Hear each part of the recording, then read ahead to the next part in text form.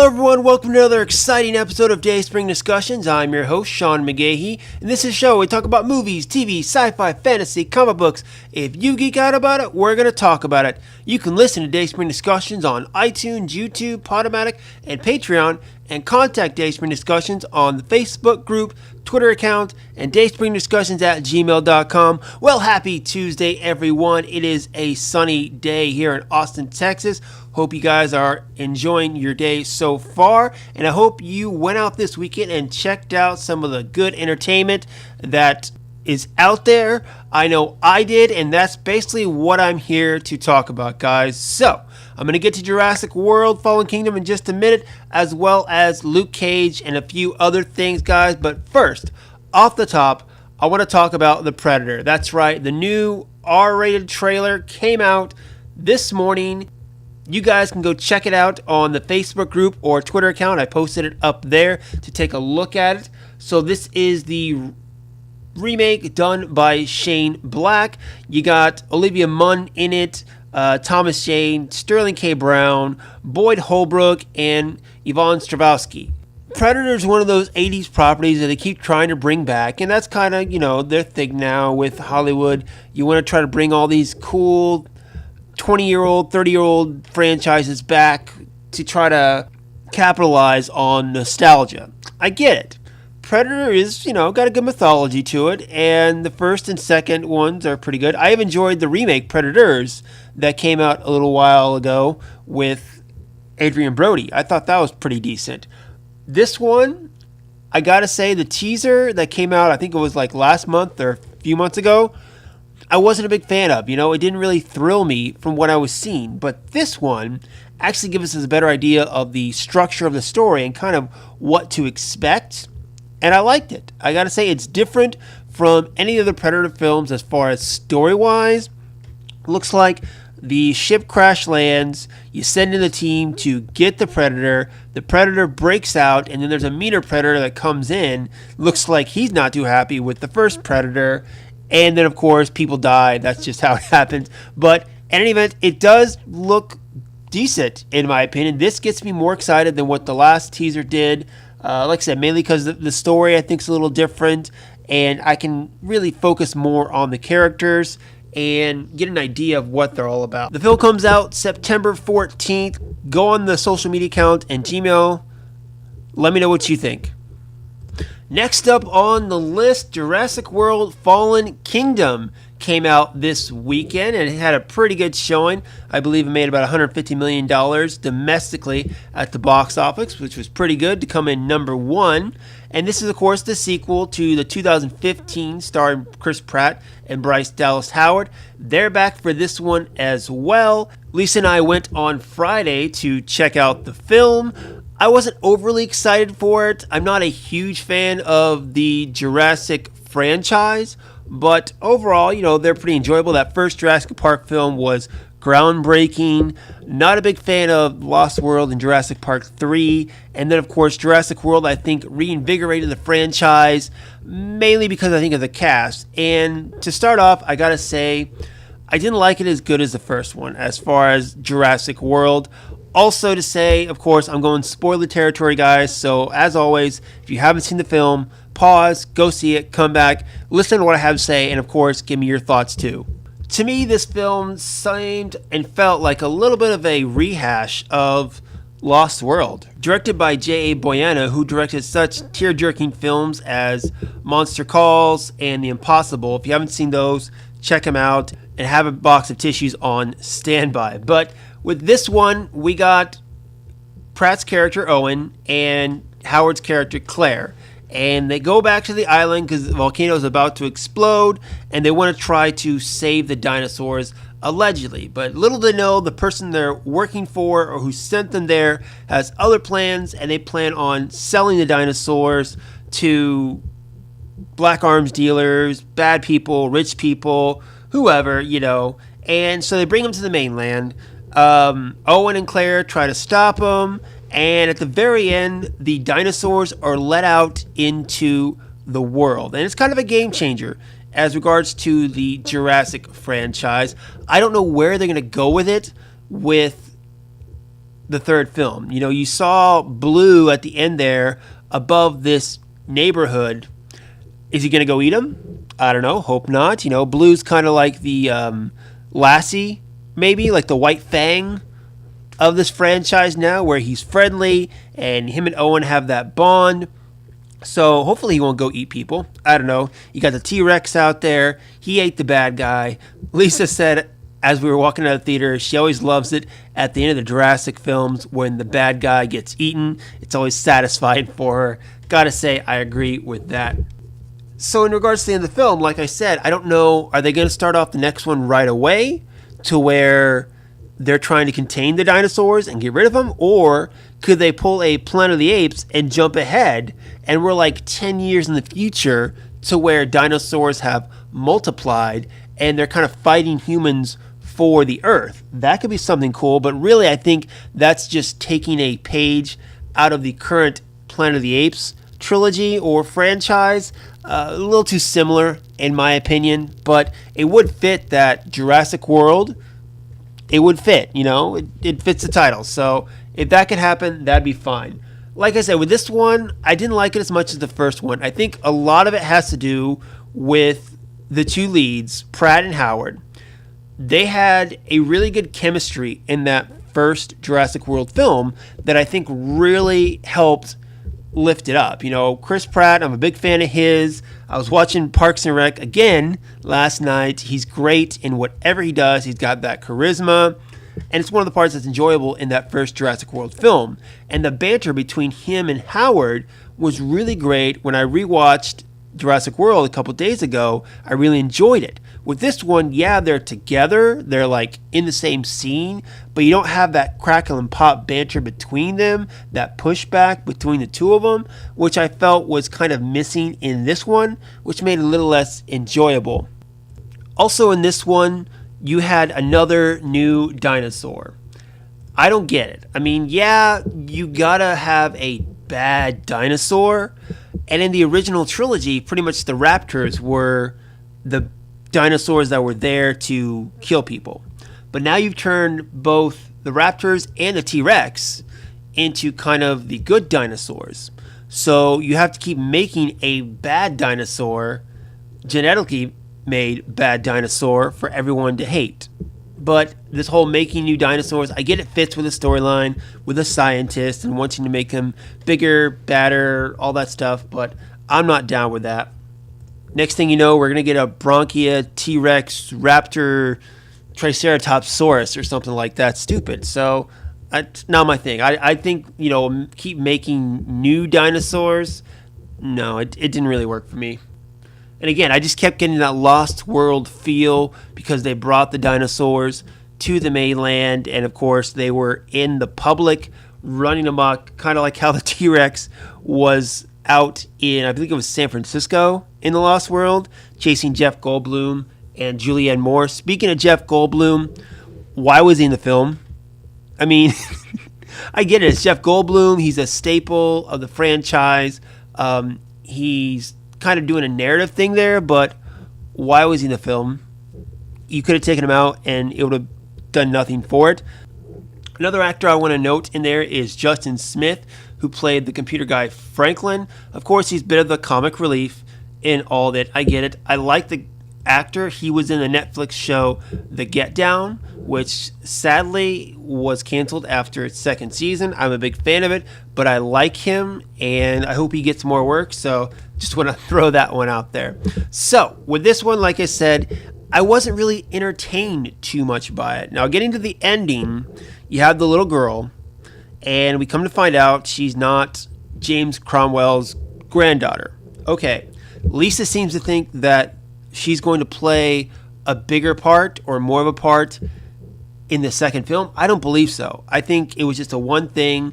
I think she's with Pratt and Howard's character now, and you kind of have this trinity of characters that could potentially be blamed for this whole fiasco. Go 10 years down the line, and people know that Claire was the one that helped create Indominus Rex, which started everything. Then you had Owen that trained the raptors, and kind of had people showing that they could keep dinosaurs as pets. So, which again, take it that next step further. And then you have the little girl, which I keep forgetting her name. What is her name? I'm thinking about it. Oh, whatever. Anyway, the little girl, she let the dinosaurs out. And I knew, of course, Claire was about to do it and she couldn't do it. And as soon as she turned her back, I knew she was going to do it. We all knew. It's just how it is. But again, I feel like this film, I'm not a huge fan of it because there are certain parts where I'm just like, in the other Jurassic sequels, okay, people are, getting eaten by dinosaurs. They're being chased around, blah, blah, blah. Yeah, the dinosaur's going to jump out and scare them. I get it. It's old, really. That's by the time I got to Jurassic 3, it was old. At least with Jurassic World, they had to put a little new spin on it. And then this one, again, not a new spin. But go to the next film where the dinosaurs are out and maybe they're running amok and it's a Jurassic World. That could be a different spinoff, something totally different from what we've seen before. So with this, I see it as a bridge film to where I'm not crazy about it, but I'm excited for what comes next. If that makes any sense, guys. Fire back on the social media group and, of course, Gmail account. Let me know what you think of the film. Did you like it more than I did? I want to hear your thoughts about what you liked and didn't like. Moving right along, Luke Cage Season 2 premiered on Netflix on Friday. I am on episode 7, kind of right in the middle of it, actually. So I'm about halfway through the season, and it's not bad. It's not great. Luke Cage has never been one of my favorite Marvel characters, and the season 1 of this show, I didn't love. I mean, I'm kind of in the majority there, where season 1 was better the first half than the second half. Now, I'm on episode 7, like I said, and it's starting to pick up a little bit. So I feel like this season might be a flip to where the first half was a little slow and then the second half might be a little better. So far, it's getting good reviews. People are liking it more than season 1. I myself am looking forward to this second half because I know Misty has her arm. And then, of course, I know Danny comes in and helps Luke on a few things. And the phrase hero for hire has been thrown around. And I was a big advocate that I think they should have just skipped Luke Cage Season 2 and Iron Fist Season 2 and just done a Heroes for Hire. And I think maybe after this, and of course maybe Iron Fist, that's what they should go to. And I'm hoping what's what they go to.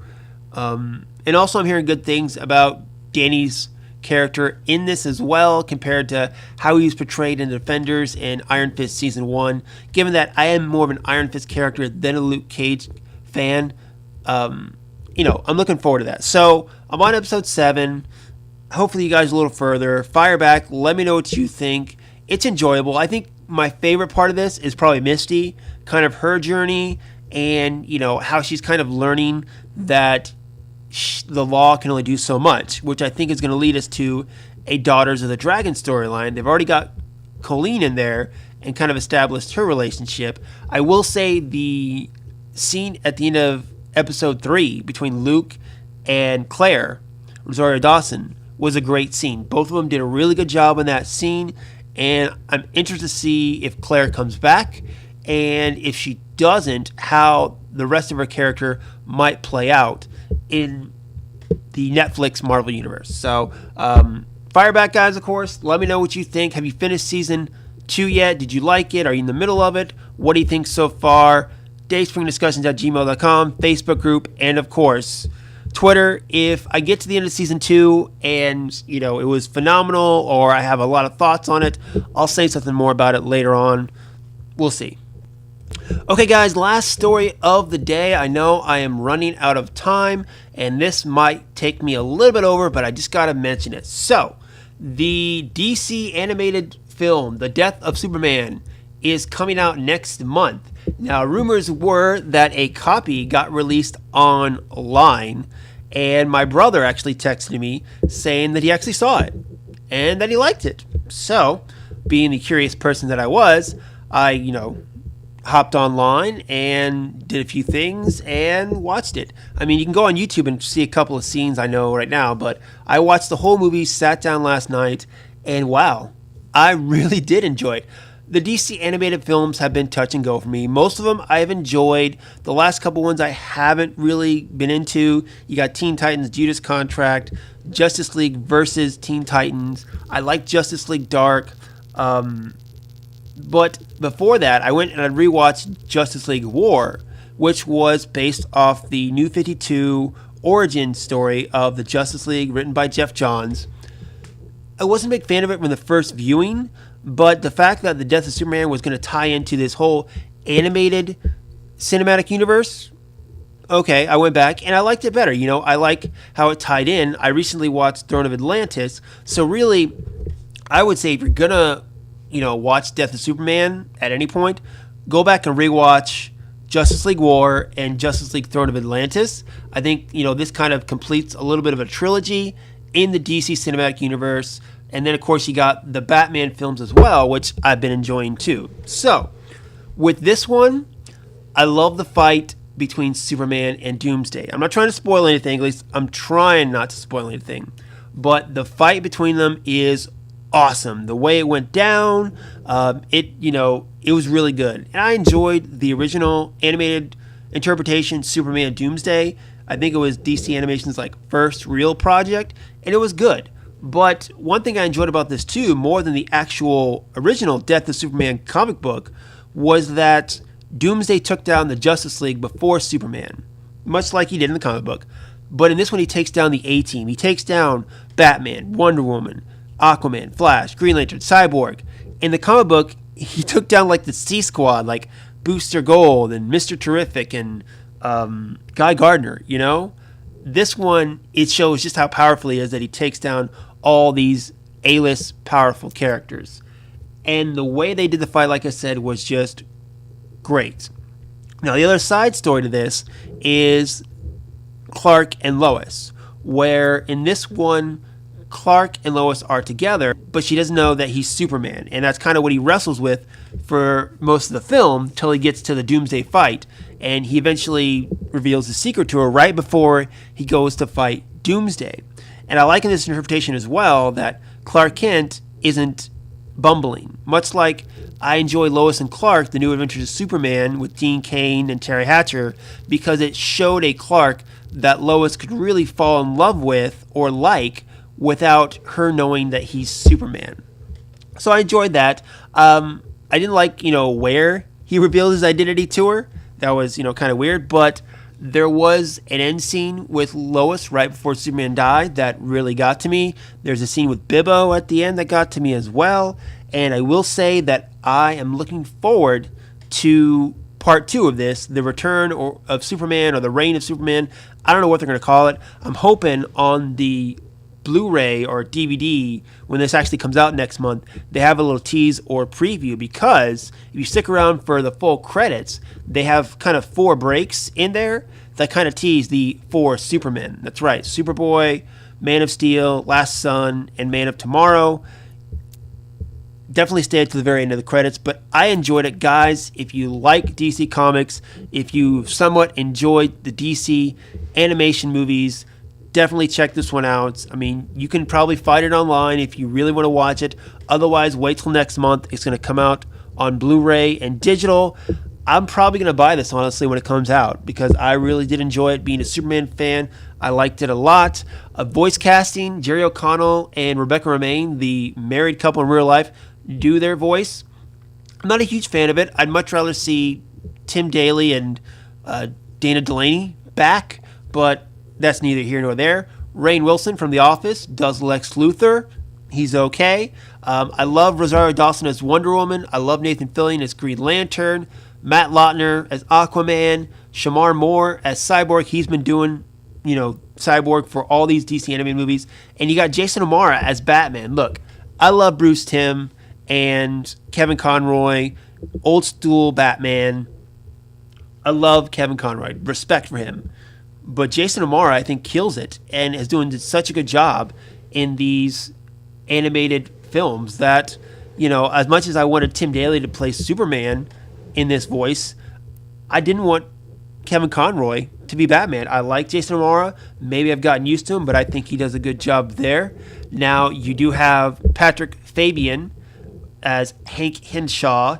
And then you have Cress Williams as John Henry Irons. Of course, that's teasing things to come. Cress Williams, for those of you who don't know, is Black Lightning on the CW show. And he's playing John Henry Irons, who we know in the comics goes on to be the Man of Steel. So I think it's cool that he is, involved in this project. But of course, he's also involved with Black Lightning. So that's really cool, guys. Like I said, if you want to go online, check it out. Do it. I'm sure you'll find it somewhere. Otherwise, wait for the Blu-ray to come out next month. But it's definitely worth a watch, and I'm excited to see what comes next. Well, that's it for me today, guys. Fire back and let me know what you think. Did you see The Death of Superman yet? Did you check it out? What did you think of it? Of course, Jurassic World, Fallen Kingdom, and Luke Cage. Let me know what you think about those and the Predator trailer, guys. Do you think it's going to work? Do you think it's going to flop? Let me know, and then we'll talk about it later. So that's it for me today. Now, guys, Thursday, as of right now, I have Aaron scheduled to come in, and we're going to talk CW superhero shows. That's right. Arrow, Flash, Black Lightning, DC's Legends Tomorrow, and Supergirl. We're going to come and talk about it just like we did last year, talk about the whole season. Definitely going to be talking about the crossover Crisis on Earth X. We're going to let you know what we think about the season finales, all that good stuff. So hopefully that'll be on Thursday. If you can't make it, I'm going to do a regular show. So tune in for that. And until next time, may the Force be with us all.